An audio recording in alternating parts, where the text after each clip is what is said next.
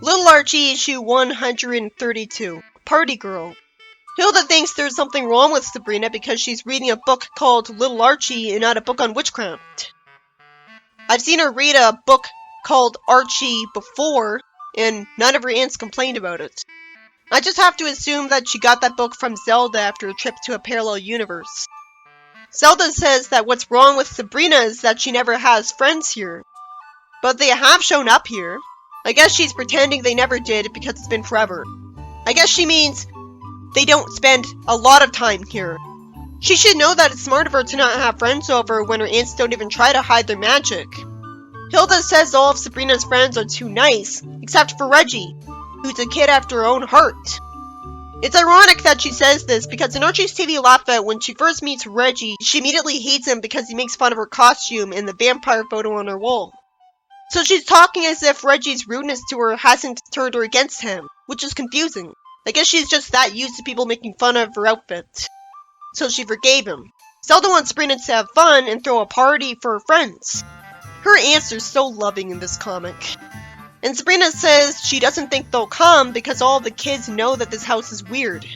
That makes sense because Zelda said she contacted the cops with witch-wire telepathy in front of her friends, and they don't try to hide their magic at all. Sabrina says that the kids today want modern things and everything to look new.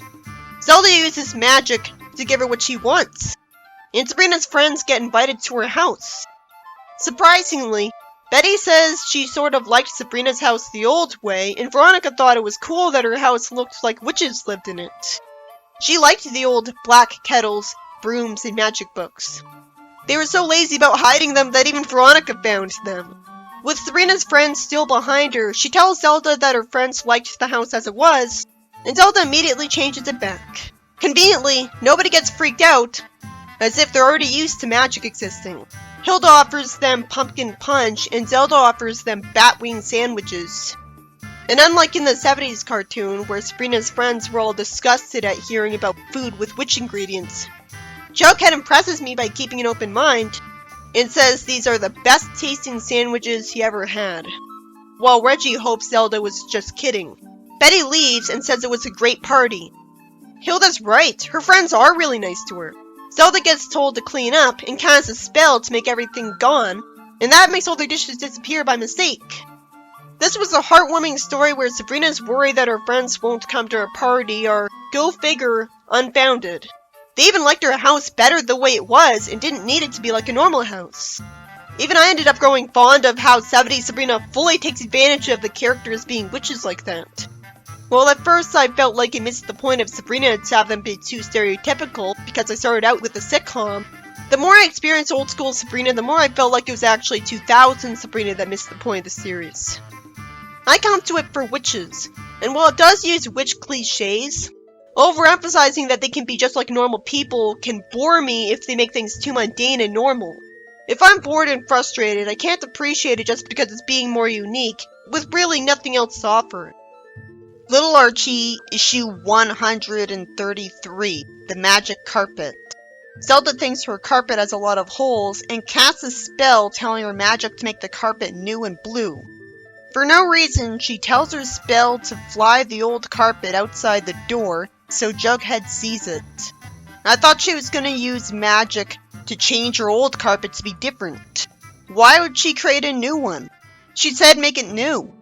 So because of this, somehow the rest of the plot happens, even though since Jughead wishing he could find a way to get it home causes it to fly and amaze him, you really think she'd remember that and not just leave it outside her house.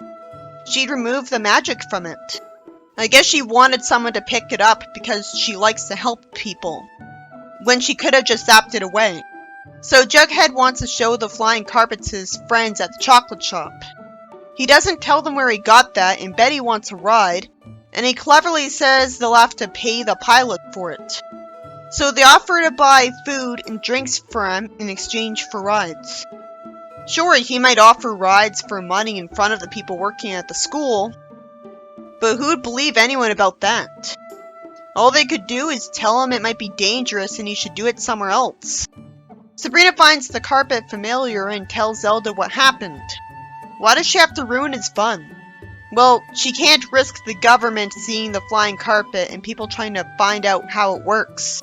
Jughead won't always get to keep it. But they won't be able to find out how it works because it's magic. Unless there's nanomachines to discover behind magic that they could use. And they'd be too complex for them to use anyways. Maybe witches think they could develop magic detectors and hunt down witches with them. I feel bad for Jughead. Sabrina tells Zelda to take the magic out of the carpet, and Reggie tells Jughead he must have eaten too much as an explanation for the carpet not working. So when Sabrina sees him later, she fortunately feels bad for him because the kids tore his clothes as a punishment for getting them to buy him stuff for nothing. The story didn't go on long enough. For no reason, when Zelda casts a spell to make her carpet new, her old carpet's still there and she just makes a new one after she conveniently gets bored of the old one despite stubbornly wearing the same clothes for centuries.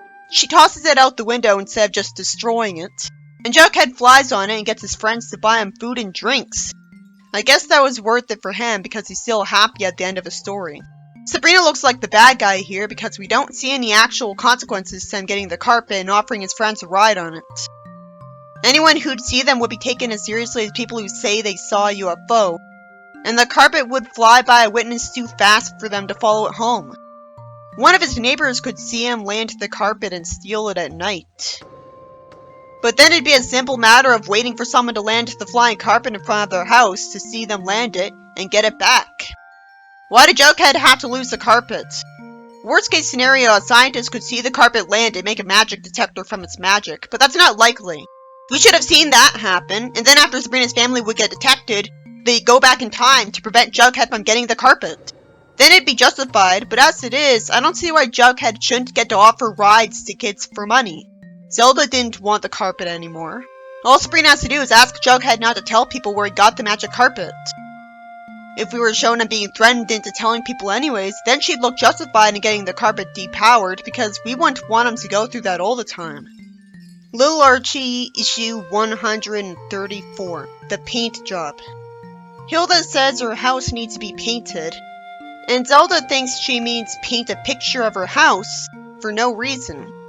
Despite Hilda being a proud witch who wants Sabrina to be a wicked witch too, she thinks her house's colors are too dull and drab and says, "I want to change to something cheerful and gay."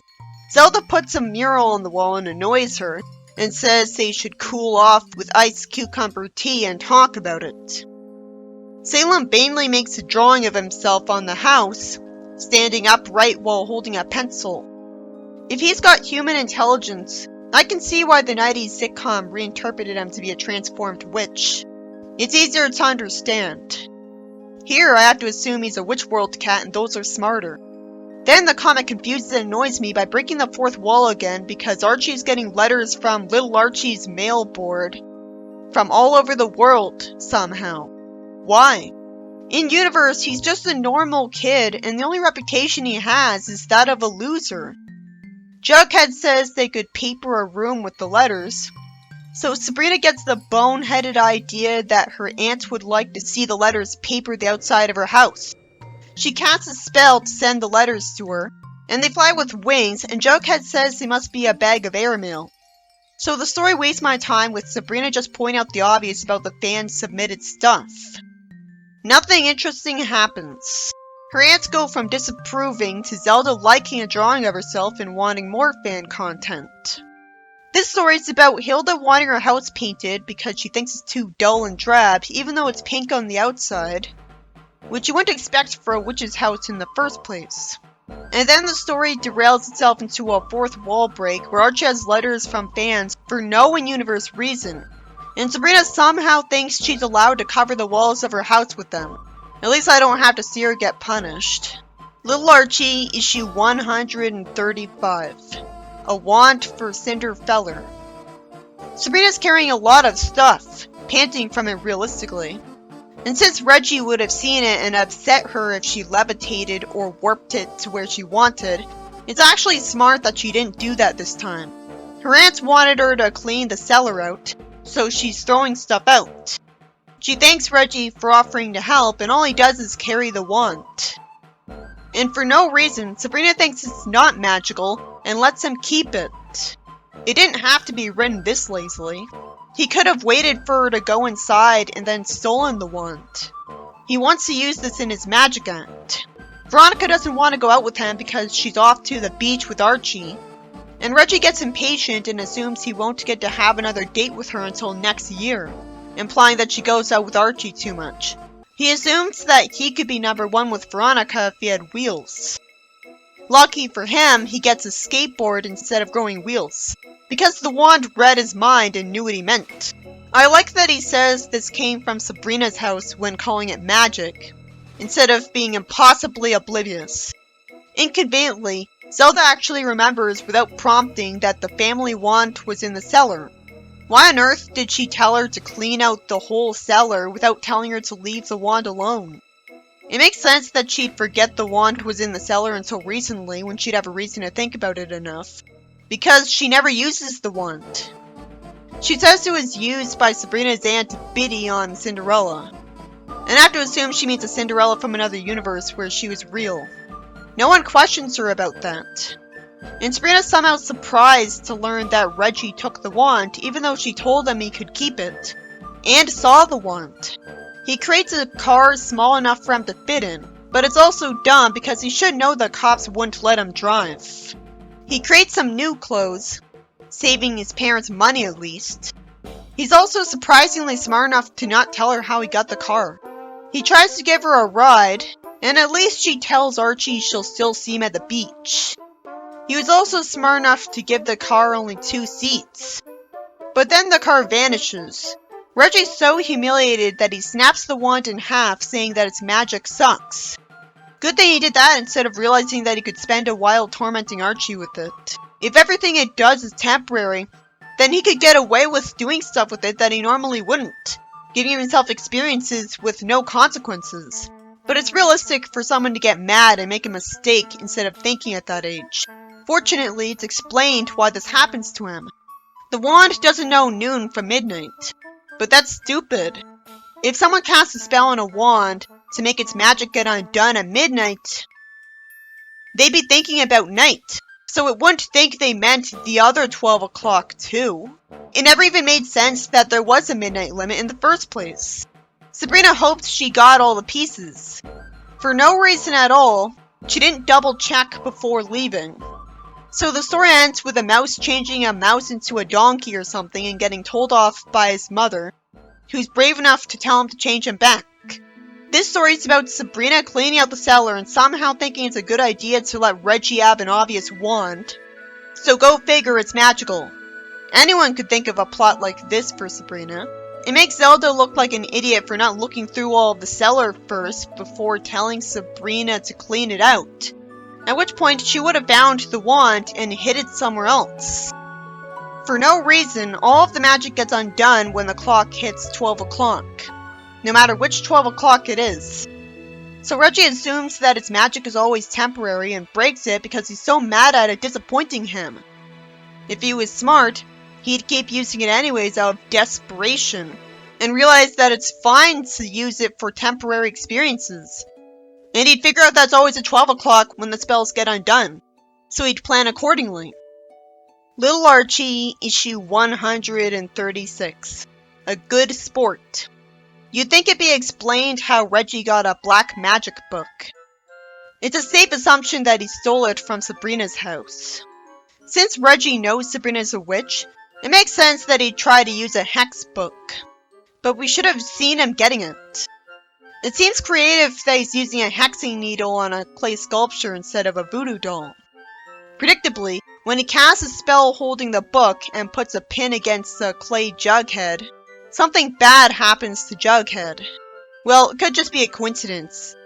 That could be a surprise, even though there's no reason the book itself would have magic for a mortal to use. If anything could have magic in it, if it was in physical contact with a witch enough times, you'd think that even Sabrina's clothes would grant wishes. The fact remains that even if residual magic could make things magical, you'd think the magic books and other items would have a no mortals allowed spell on them. Jughead sees some food in the hallway and tries to eat it, and then a bully grabs him and hits him for trying to eat his lunch. Why did he leave his lunch out in the hallway instead of holding on to it? He was relieved that Jughead didn't eat it all. If he cares that much about his lunch, why would he risk it all being eaten by using it as bait to give himself an excuse to hit someone? Reggie hears Jughead hoping that he could still eat food, and Reggie says he'll do one of Archie too.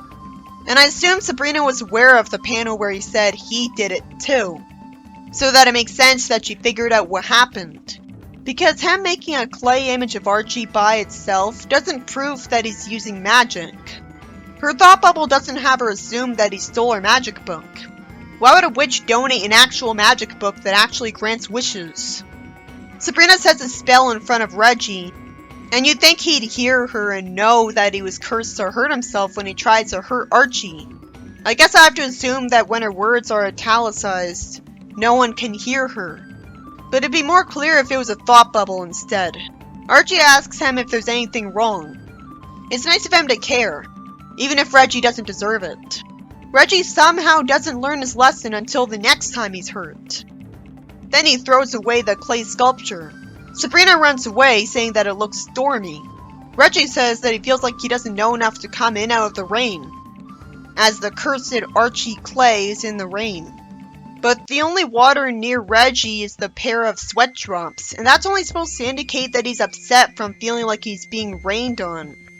This story is about Reggie having a hex book and trying to use it on Archie.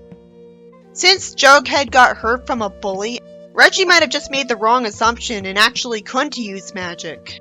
Sabrina cursed them to get hurt when he tries to hex Archie, but she could have just made his book and clay sculpture disappear.